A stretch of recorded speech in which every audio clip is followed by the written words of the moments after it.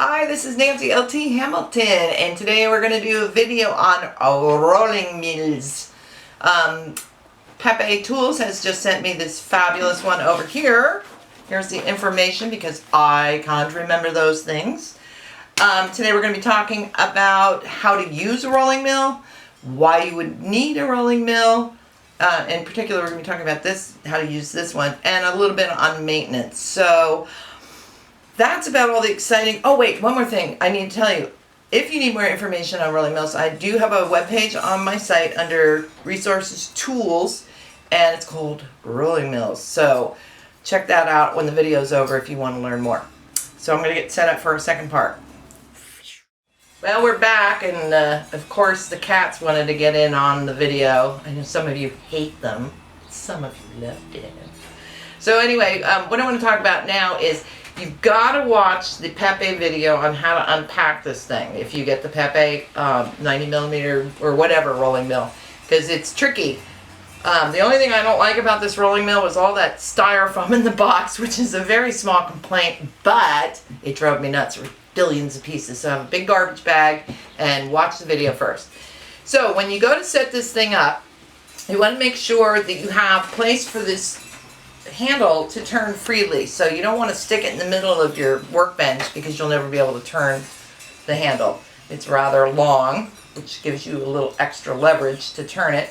You also want to have it on something incredibly sturdy, either mounted to the floor, like they have stands for rolling mills that you can bolt to the floor, or a big heavy desk like this. I don't have this screwed in because this Pepe actually donated this to Chimera Makerspace in Sebastopol, where we have a jewelry studio. So I don't want to screw it onto my desk. But there are bolt holes on here. You can either put two. There's a spot right here and a spot on the back, or you can do it in the little legs. There's 4 legs. And the other thing you need to consider is that you want it easy for the metal to go in and to come out. If you have something right here, your metal is going to end up being pushed and bent out of shape when you roll it through the mill.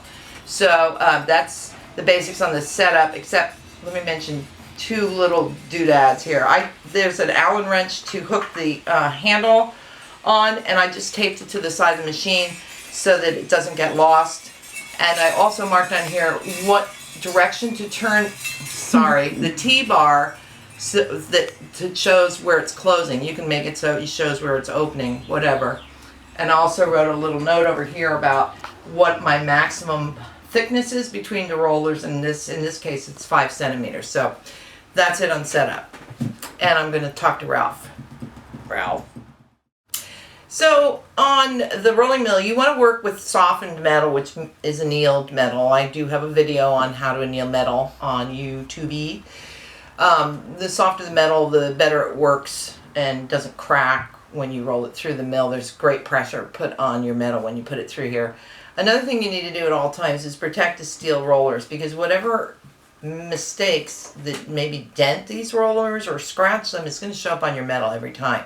So if you're using steel with any rolling mill, you want to make sure that you've got a sandwich. I usually use 2 pieces of brass above and below, and make sure that whatever you're rolling fits inside of the sandwich that you've made, and that way that the steel won't damage your rollers.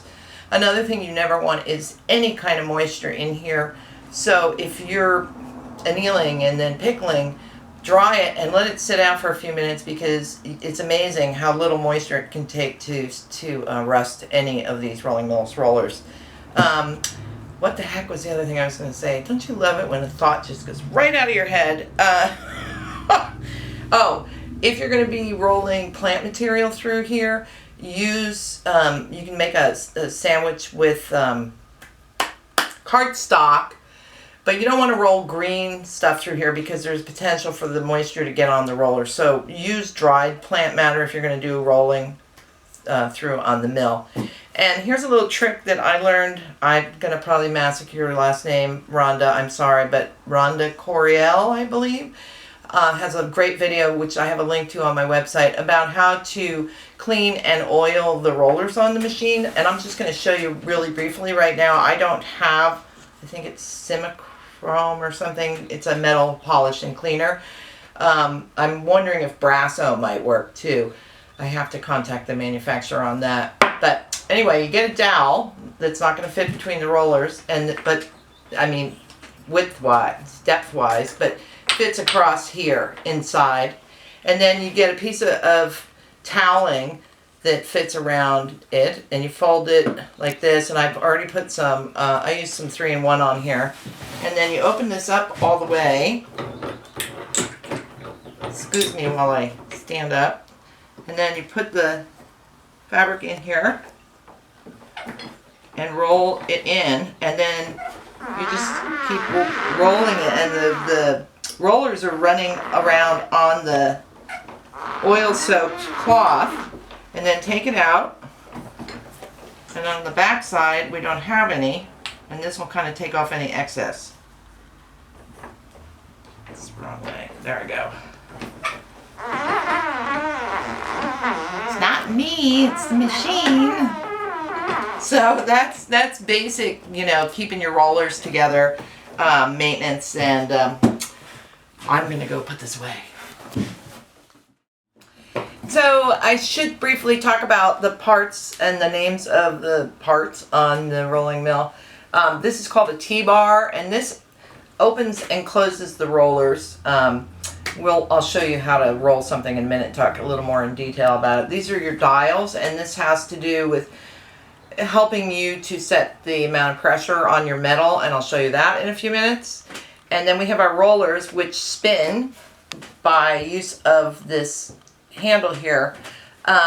One of the things that's really cool about this rolling mill compared to the economy ones that are out there on Amazon and other places is that this is a 4-to-1 gear ratio. I know that doesn't mean anything when you say it like that, but think of it this way. It literally gives you 4 times the strength. So every time you roll this handle around, the rollers move a quarter of a turn. So what this does is it gives you more control. It makes it a lot easier to exert these huge amounts of pressure that we put on this. And the economy rolling mills have a direct drive. So when you turn this one rotation, the rollers turn one rotation, and what happens a lot is you end up with these flat dents in the metal. So this helps to prevent, having the 4-to-1 or 5-to-1 gear ratio helps to prevent the rollers from flattening the area. And if you're like me and losing a lot of strength, even though I work out really hard, having a 4-to-1 gear ratio is awesome. It makes it just so much easier. So anyway, I'm moving on to uses, because I always talk a little too much.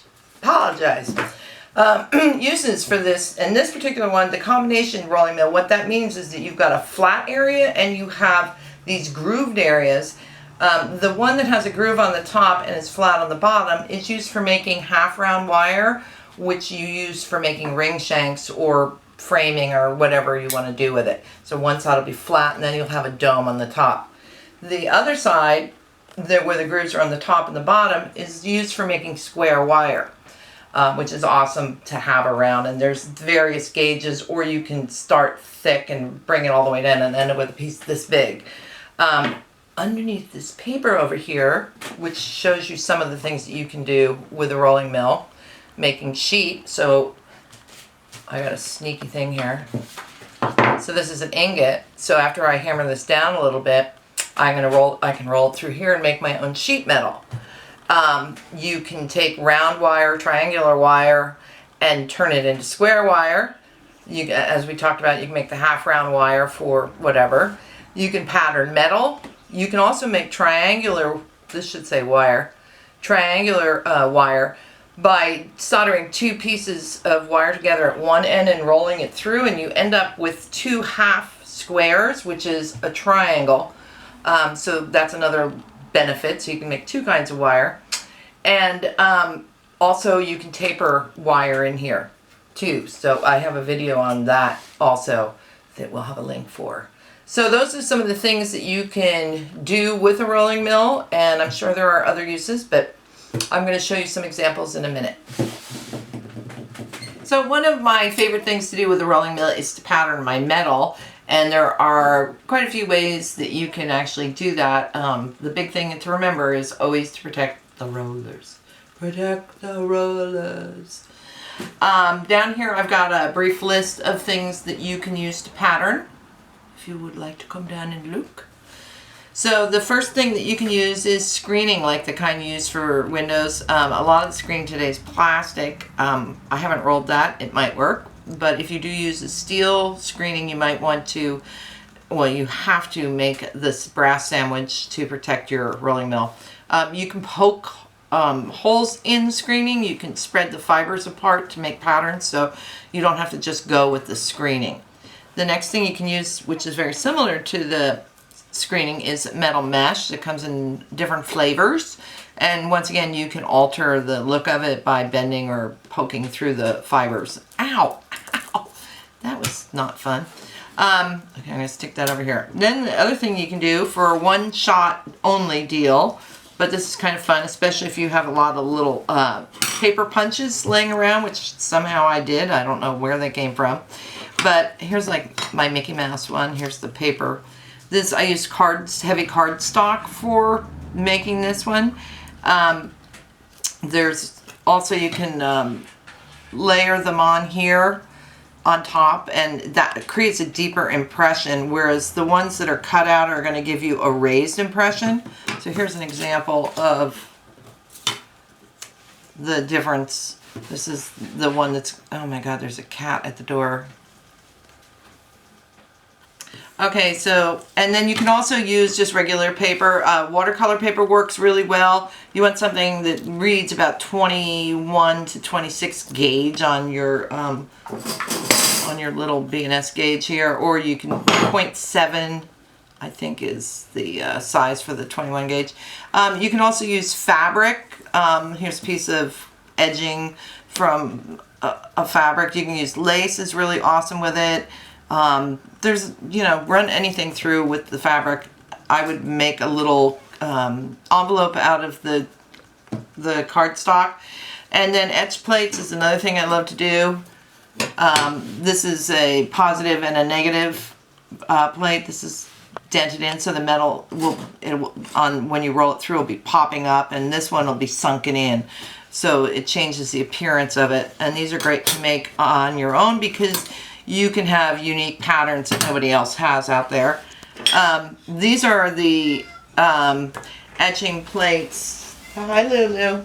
These are the etching plates, not etching plates, brass plates that you can buy commercially. These are from Metalliferous, these long ones. And it's really ideal to cut the plates to size. Otherwise, you can end up, this is an example that's a little extreme, but I rolled a piece of, I wanted to pattern my wire and basically destroyed my plate by doing that. So sometimes if you're running a small piece on a bigger one like this, the area that you roll on is going to get wrecked. So it's, you might as well just go ahead and cut it to size like this. Oh, Lulu, you have to wait. And then we have other ideas. This is pierced metal that I've sawn out and either printed or drawn a pattern on and sawn it out. And this will pop the, when you roll it through, it'll pop the metal up. So it'll be a raised pattern. And then you can also solder wires onto one end and curl the wire around, making shapes and different patterns with wire. This is a really fun thing to do too. And also there are these embossing plates that are used in the paper craft scrapbooking industry. These will work. They won't last as long as something that's as heavy gauged as this is, and they will distort somewhat, but you can get several uses out of them. They're already sawn out, so you don't have to pierce them. Then we have Bonnie Doon makes these awesome plates that are for rolling mill and for the hydraulic press. They're made out of steel, but they're made out of a steel that's softer than a rolling mill. They're designed for rolling mill or for hydraulic press. So you don't have to build the brass sandwich around this. This can actually go in and it won't harm your rolling mill. Once they've been used in the rolling mill, don't use them in the hydraulic press again because they do get warped somewhat from the rolling mill. And then there's always found metal like this I got at my metal recyclers. This is steel, so once again, if you're not sure or you know what it is and you know it's steel, make sure you make a brass sandwich, top and bottom on the brass. So those are some ideas for making patterns on your metal, and there's tons that I haven't even talked about. You use feathers and dried skeletons of leaves and other things like that, so just get creative on that. Thanks. That was fun. I'm going to try out my pierced piece that I did yesterday on the rolling mill. I'm going to show you how to do it. So what you want to do first when you're using this is to open the rollers up so that you can slide your metal and your pattern, because these are both base metals. I don't need any protection on them, and I've got it about in the middle here. And what I want to do is tighten this down loosely enough that I can do it with 2 fingers like that. And then these dials up here, you want to set to 0. You can do 1 or both. If you have a Durston, you can't turn these like this, so what you need to do is write down what number it is on the dials so that you'll see what happens next. Anyway, so once that's done, then I'm going to open it up and take my metal out, and I'm going to bring this back to 0. So that's where my metal was rather snug in the mill, and then I'm going to close it down about a 1/4 to a 1/2 turn more, and hopefully that will be the right pressure. And then I'm gonna get my ring off. I'm doing this left-handed so that we can film easier. Make sure my package is all lined up. And I've got to turn it the right way. That's a little too hard, so I'm going to set that back just a bit. You don't want it so hard that you got to lay on top of it, but you don't want it so easy that you're not going to get any imprint. So I'm using, it's two-handed for a 62-year-old. And there's our pattern, and it could have been a little harder, but for me it's difficult. You can barely see it right now because there's no patina on here, but I think you might be able to see some of it. It's a pretty cool pattern, actually.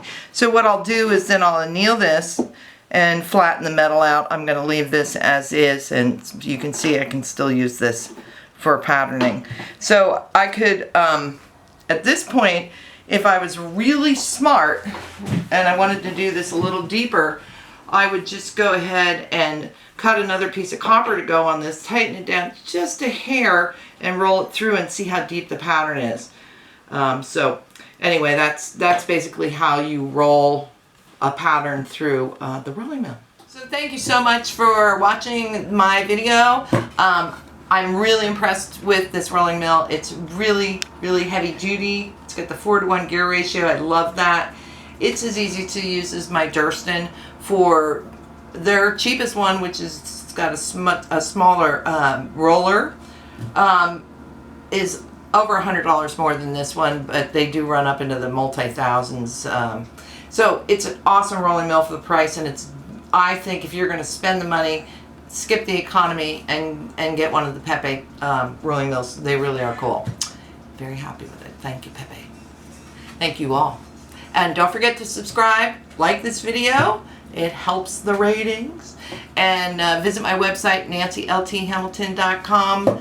Email me questions, please, at nancy.lt.hamilton@gmail.com. And visit me on Facebook, Pinterest, and a lot of other stuff.